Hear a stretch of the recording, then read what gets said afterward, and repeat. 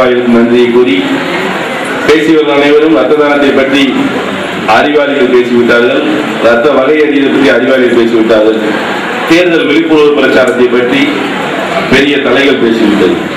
வெற்றி கொண்டான் அவர்களுடைய திமுக பேச்சாளர் வெற்றி கொண்டான் அவர்கள் புதல்வர் சூர்யா அவர்கள் பேசும்பொழுது அவர் கருத்தை என் மீது திணித்தார். அதான் உண்மையான விஷயம். நிறைய கருத்து அவர் சொல்ல வேண்டிய கருத்து இருந்தது.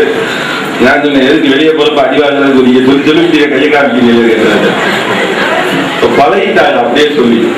அடுத்தால இன்றைக்கு பெரிய சகாப்தம். கடந்த 3 ஆண்டுகளுக்கு முன்னால் நரேஷ் குப்தா அவர்கள் சென்னை மாவட்ட அலுவலகத்துக்கு முன்னால் இதே தேர்தல் விழிப்புணர்வு பிரச்சாரம் சட்டமன்றத்திற்காக தொடங்கி வைத்தார். அவர் அனுமதியின் பேரில் கூடுதல் தேர்தல் அதிகாரி இன்றைக்கு வந்து தொடங்கி இருக்கிறார் என்றால் நாம் வெற்றி பெற்றிருக்கின்றோம். இன்றைக்குமே அரசு அதிகாரி வந்து ஒரு அமைப்பினை வரையறுப்பது என்பது ரொம்ப கடினமான ஒரு விஷயம். அதற்கு முக்கிய காரணம் தலைவர் இல்லை, பொதுச் செயலாளர் இல்லை, தலைமை பொறுப்பில் இருப்பவர்கள் இல்லை.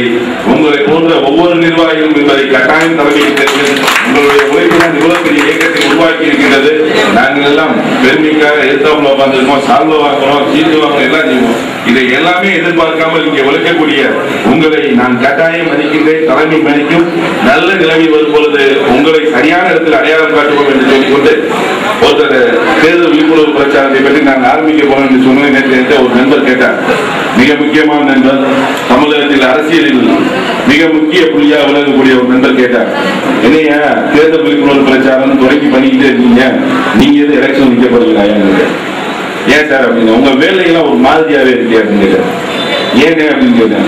ஒன்றிய அமைப்பாளர் நீங்க, கிளை அமைப்பாளர் நீங்க, தலைமை அமைப்பாளர், மாவட்ட செயலாளர் நீங்க, ஒரு மாதிரியா போயிட்டு இருக்கீங்களே, நீங்க அடுத்து அரசியலுக்கு வரக்கூடிய வாய்ப்பு உண்டா அப்படின்னு கேட்டாரு. நான் சொன்னேன், இந்த இயக்கம் இவ்வளவு பெரிய இயக்கமாக உருவாகுன்னு எங்களுக்கு தெரியாது, அரசியலாக நீங்க என்ன ஜோசிய பார்த்து சொல்லுங்க அப்படின்னு சொன்னேன். இந்த இயக்கத்தை உருவாக்கிய பெருமக்கள் இங்கே வந்து இந்த இயக்கம் இவ்வளவு பெரிய இயக்கமாக நான் பொதுச்செயலாளர்களும் இணைந்து உருவாக்கும் பொழுது இந்த இயக்கம் இவ்வளவு பெரிய இயக்கமாக இருக்கும் என்று யாருமே எதிர்பார்க்கவில்லை.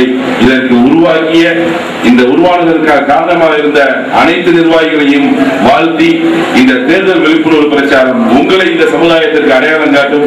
ஆகவே உங்கள் பகுதியில் நீங்கள் இந்த தேர்தல் விழிப்புணர்வு பிரச்சாரத்தை சிறப்பாக செய்து மனித உரிமை என்ற ஒரு அமைப்பு இருக்கின்றது என்று சொல்லி அவர்களுக்கு உங்களை அடையாளம் காட்டுவதற்கு ஒரு பெரிய வாய்ப்பு. மீண்டும் 2 ஆண்டு கழிச்சு உங்களுக்கு சட்டமன்றம் வரும். இப்பதான் வந்து எப்படின்னா பொது நோக்கத்திற்காக செயல்படுவதற்கு மக்கள் எதிர்பார்த்து கொண்டிருக்கிறார்கள். லைன்ஸ் கிளப்லாம் பார்த்திருப்பாங்க, நிறைய பணம் வச்சிருப்பாங்க. ஆனா இவ்வளவு பெரிய கூட்டத்தை இவர் பார்த்திருப்பாரா என்பது எனக்கு பெரிய விஷயம். இந்த இவ்வளவு ஒரு